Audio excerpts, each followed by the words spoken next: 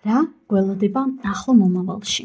მოგესალმებით, ჩემო ძვირფასო მეგობრებო და მოდით ვნახოთ რა გველოდება ამ ერთი კვირის განმავლობაში 8 ივნისიდან 15 ივნისის ჩათვლით.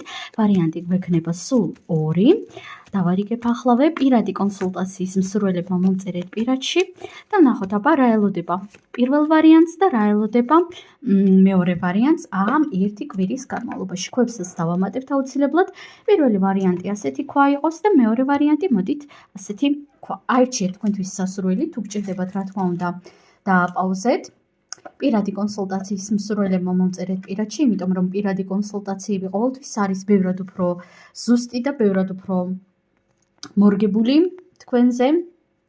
აირჩიეთ მეგობრებო და დავიწყოთ ახლა ჩვენ პირველი ვარიანტიდან. პირველი ვარიანტი თქვენ რა გელოდებათ ამ ერთი კვირის განმავლობაში და ეს არის მეგობრებო პენტაკლების 8-იანი.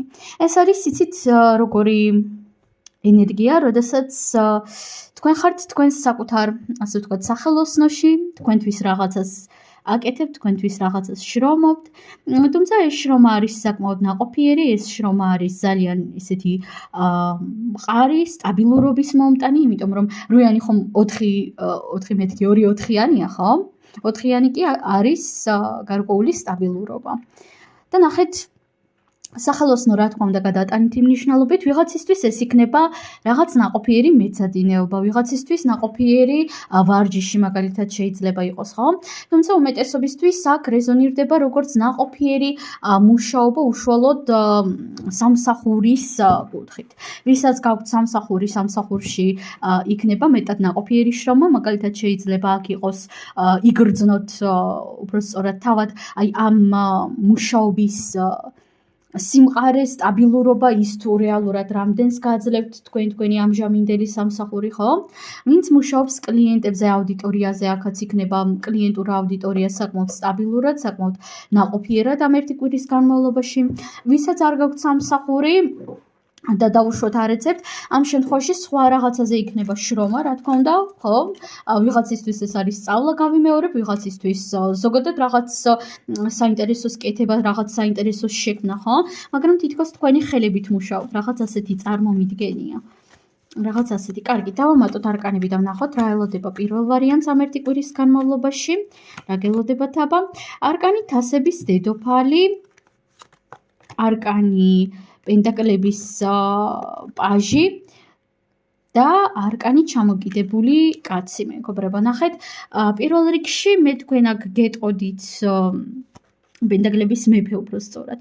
აქ მე გეტყოდით იმას, რომ ნახეთ, თქვენ ამ ერთი კვირის განმავლობაში ასეთ ცოტა გაურკვეველ ენერგიებში შეიძლება იყოთ, გულისხმობ არასტაბილურ ენერგიებში, შინაგანად, ემოციურად, უშუალოდ.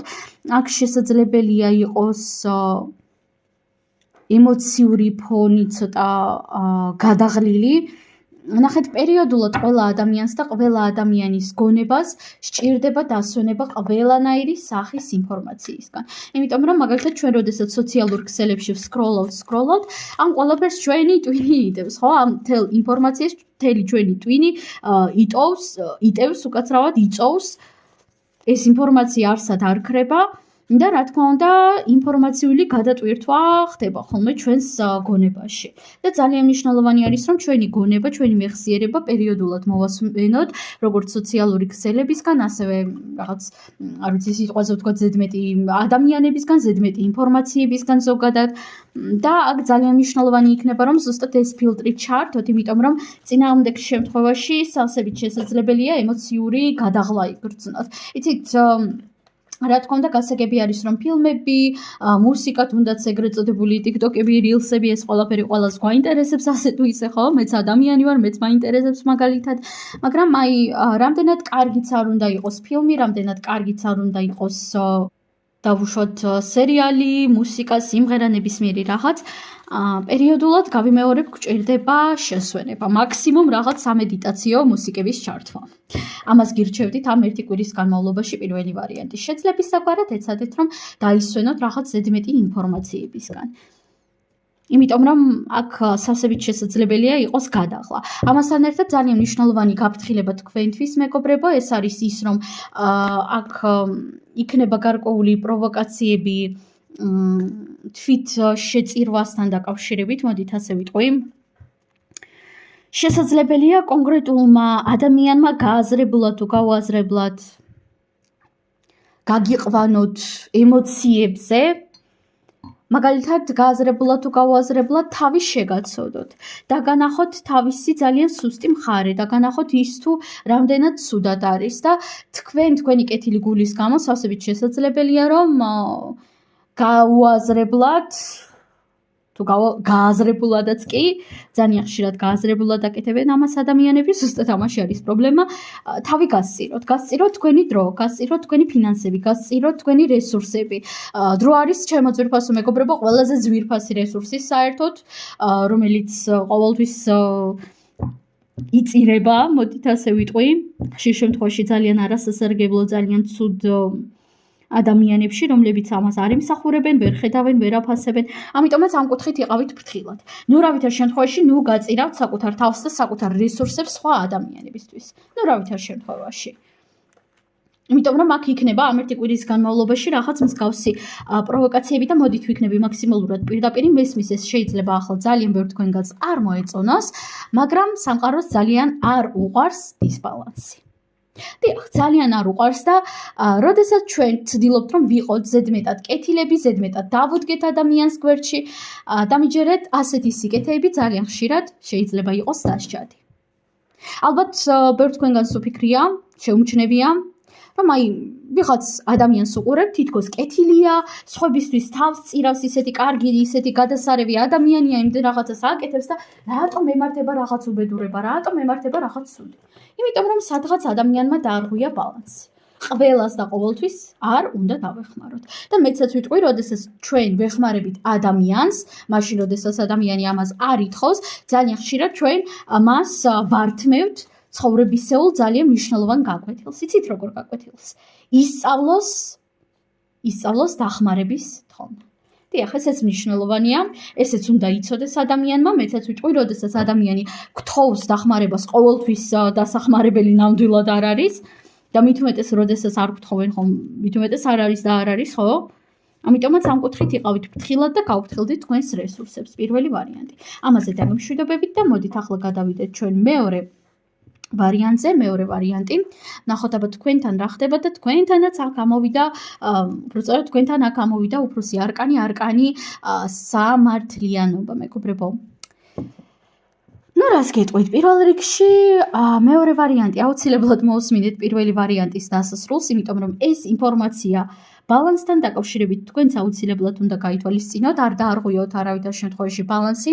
თქვენთვისაც ასეთი გაფრთხილება იქნება, რომ ამ ერთი კვირის განმავლობაში შეინარჩუნოთ სიფრთხილე, გაითვალისწინოთ ის, რომ ზედმეტი სიკეთეც დასჯადი არის და საკუთარი თავი არ უნდა გასწიროთ, იმიტომ რომ მე ძალიან ხშირად მხვდება ხოლმე კომენტარებშიც, პოსტებიც მხვდება ხოლმე, სადაც ადამიანები ამბობენ, რომ მე მისთვის თავი გავწირე, მე მისთვის იმდენი რაღაც დავთმე, იმდენი ფული დავთმე, იმდენი დრო დავთმე, იმდენი ნერვები დავთმე, მაგრამ მაინც არ დამიფასა. რატომ დათმე, ჩემო კარგო, რატომ დათმე? მე ახლა არავითარ შემთხვევაში არ გეჩხუბებით, არავის მეგობრებო, არასწორად არ გამიგოთ, ხო? მესმის რომ თქვენ ასეთ რაღაცებს აკეთებთ ყოველთვის თქვენი კეთილი გულიდან და კეთილი განწყობიდან გამომდინარე, მაგრამ სწავლა არასდროს არ არის გვიანი, არ აქვს მნიშვნელობა ახლა თქვენ რამდენი წლის ხართ. იცოდეთ, რომ აწი თქვენ აღარ უნდა გასწიროთ საკუთარი თავის სხვებისთვის. არც თქვენი დრო და არც თქვენი რესურსები. არ გასწიროთ. მუდმივად, როდესაც ვუთმობთ, როდესაც მუდმივად ვწირავთ საკუთარ თავს სხვებისთვის, ხო ისი სიცოცხლისთვის, ხო ისი კარგად ყოფნისთვის, არ ვიცი.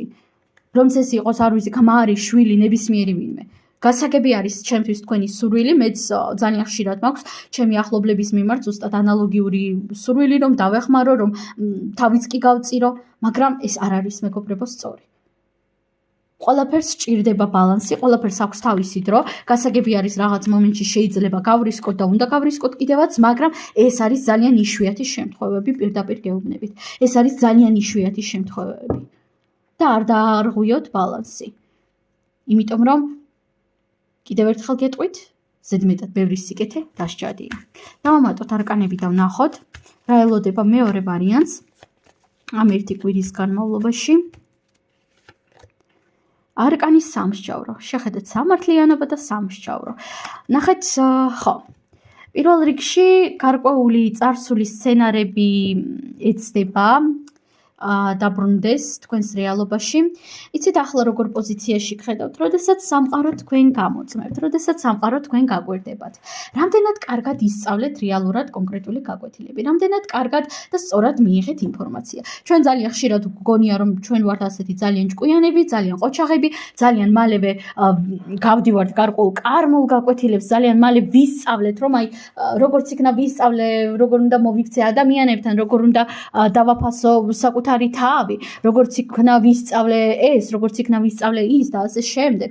ვისწავლე რომ არ უნდა ვენდო ასე ადამიანებს, ან ისეთ ადამიანებს და ასე შემდეგ.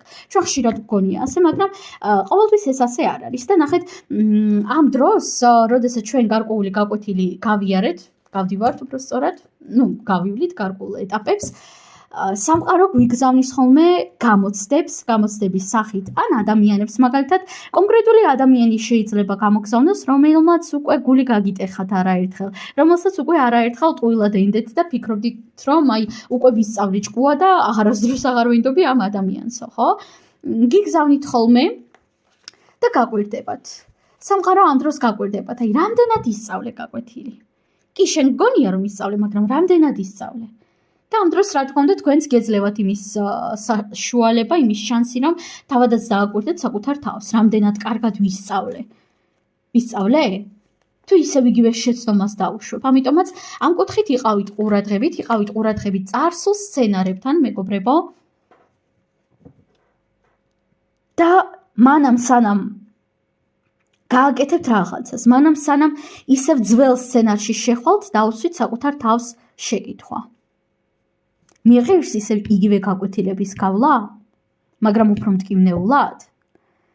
იმიტომ რომ კარმას ყოველთვის უფრო მტკივნეულად მოაქვს შემდეგი გაკვეთილები. ერთხელ როცა ვერ ვისწავლით, მეორედ როდესაც ვერ ვისწავლით, მესამედ უკვე ცოტა მტკივნეულად წამოვა. კიდევ ვერ ვისწავლით, მეოთხედ კიდევ უფრო რთულად წამოვა.